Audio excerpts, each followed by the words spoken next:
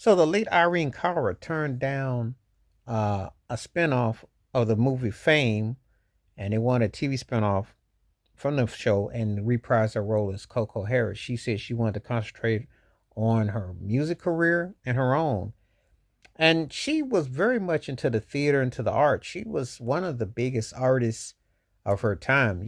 Someone when I think about Irene Cara, she was somewhere between Donna Summers and Beyonce, if you think about it, because she loaned herself to various forms of doing TV and film and soundtracks and had big hits.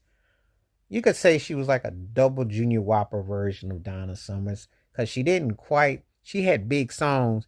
The albums didn't do so big in terms, but she was successful. She did work with Georgia Moroder. She did have success.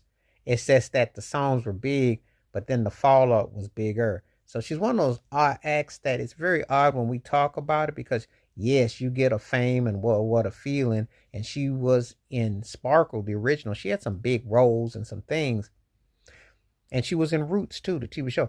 She did different things and had a trajectory, but it didn't manifest into what you would have thought, especially when you take in the imagery and the vibe. You'd thought she'd been a household name. She'd have been way bigger. And actually, the stuff that she did was bigger than the actual reality. So the fact that they wanted her to reprise the Coco Hernandez role and do a TV spinoff, which was just basically trendy. And she got turned down and like that. I uh understand where she was coming from because if she was already having big hits, she could make more money. TV spinoffs are very tricky because usually when they're musicals, that's a very risky maneuver. You can get away with that if it's a drama show, like back in that time when Dallas morphed into Knots Landing, Offspring shows like that. That's one thing.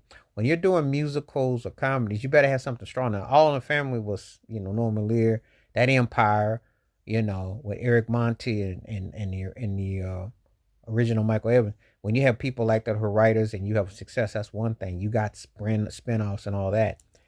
It's a little tricky with the musical aspects, a little tricky when you're doing because then you gotta the trends change, the styles change, the vibe changes. So, when Fame, the TV show, which was out, Janet Jackson was a part of, it was corny.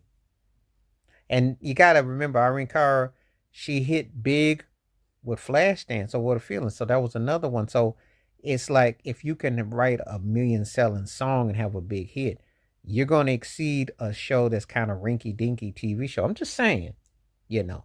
And I think she made the right choice, but I think that they also worked against her. So anyway.